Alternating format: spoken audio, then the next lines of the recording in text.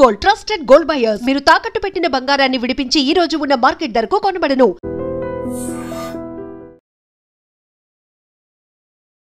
దేశవ్యాప్తంగా కూడా ఈ భార్యలు భర్తల్ని చంపడం, భర్తలు భార్యల్ని చంపడం, ఈ కేసెస్ విపరీతంగా పెరిగిపోయాయి. ఈ మాట ఎందుకు చెప్తున్నానంటే క్రైమ్ రికార్డ్స్ ప్రకారం కూడా చాలా పెద్ద ఎత్తున ఇట్లాంటి హత్యలు ఈ ఇయర్లోనే పెద్ద ఎత్తున నమోదవుతున్నాయి. ఒక నివేదిక ప్రకారం ఇదే అసలు వాస్తవం. ఇప్పుడు యాదాద్రి భువనగిరి జిల్లాకు సంబంధించిన ఒక ఇన్సిడెంట్ కూడా అదే చెప్తోంది. యాక్చువల్లీ నార్మల్గా నిన్న యాదాద్రి భువనగిరి జిల్లాలో ఒక యాక్సిడెంట్ అయితే జరిగింది.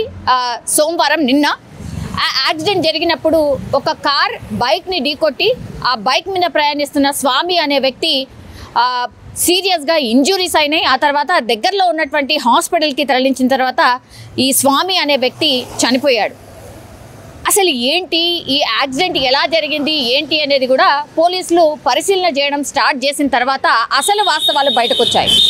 ఇది నార్మల్ యాక్సిడెంట్ కాదు, ఆర్ న్యాచురల్గా జరిగినటువంటి యాక్సిడెంట్ కాదు. ఇది ప్లాన్డ్ ప్రకారం వాళ్ళ భార్య, అట్లాగే భార్యకి సంబంధించిన తమ్ముడు ఎవరైతే ఉంటారో తమ్ముడు అండ్ ఇంకొక సుపారికి సంబంధించిన గ్యాంగ్ని పెట్టుకొని మరి స్వామిని హత్య చేసినట్టుగా పోలీసులు ప్రాథమికంగా నిర్ధారణకు వచ్చినటువంటి పరిస్థితి. అది ఎట్లా అంటే ఈ సుపారీ గ్యాంగ్ ఒక కార్ని రెంట్ తీసుకుంటుంది.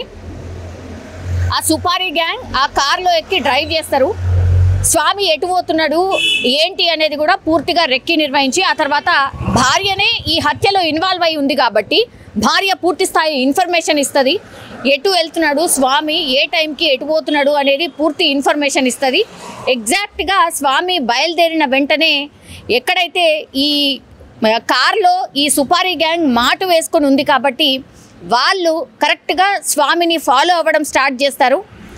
ఎక్కడ యాక్సిడెంట్ జరిగే ప్రాంతం ఏదైతే అనుకున్నారో కరెక్ట్గా అక్కడికి వెళ్ళిన తర్వాత ఈ స్వామి బైక్ని కార్తో ఢీకొట్టడం జరుగుతుంది.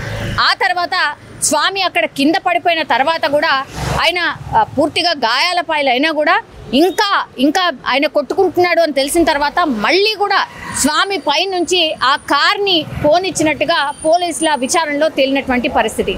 అంటే పక్కాగా చంపాలి అన్న మోటివ్తోనే ఈ యాక్సిడెంట్ జరిగినట్టుగా అక్కడ ఆనవాళ్ళు కనిపించాయి కాబట్టే పోలీసులకు అనుమానం వచ్చింది.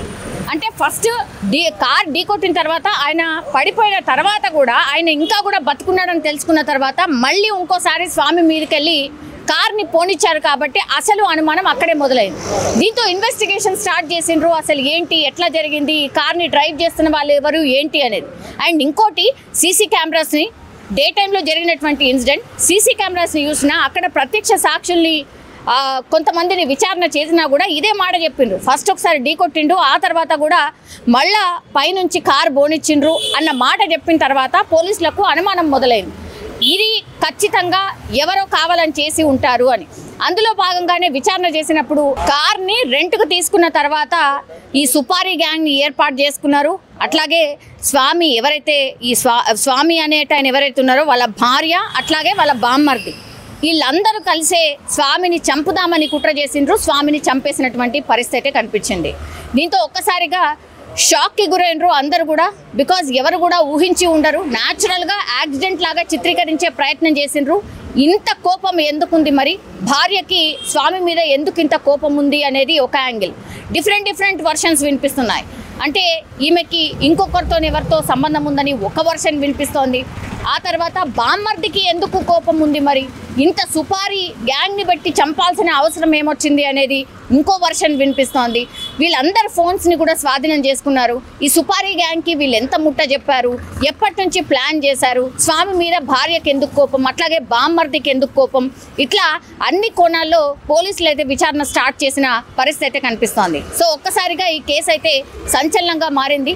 పాపం అంటే ఏ అమాయకంగా భార్యను పూర్తిగా నమ్మాడు కాబట్టి స్వామికి ఎట్లాంటి అనుమానం రాలేదు.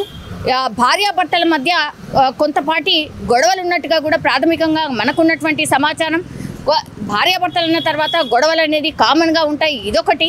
సో ఇట్లా అసలు ఈ ఫ్యామిలీలో ఏమన్నా ప్రాబ్లం ఉందా, స్వామికి అండ్ ఈ భార్యకి ఏమన్నా మనస్పర్ధలు ఉన్నాయా, ఇంకేదైనా రీజన్ అని అన్ని కోణాల్లో కూడా పోలీసులు అయితే విచారణ అయితే స్టార్ట్ చేసిండ్రు. ఒక్కసారిగా ఇదొక షాకింగ్ ఇన్సిడెంట్ అని చెప్పొచ్చు.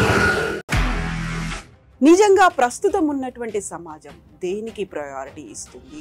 ఆర్థిక సంబంధాల చుట్టూ మాత్రమే తిరుగుతోంది. మళ్ళీ ఎన్నికలంగానే చాలా విరక్తి కలుగుతాం. మంచి అనిపిస్తుంది కదా, లేడీస్ కూడా ఛాలెంజింగ్ జాబ్స్ చేసినప్పుడు చాలా బాగుంటది. ట్రాఫిక్ అసిస్టెంట్స్ గా నియమించిన ట్రాన్స్జెండర్స్ అందరితో సాల్యూట్ చేయించుకుంటున్నారు. ఫుడ్ డెలివరీ ఇవ్వటానికి వెళ్ళినటువంటి డెలివరీ బాయ్ అనిల్ పై కళ్ళ ముందు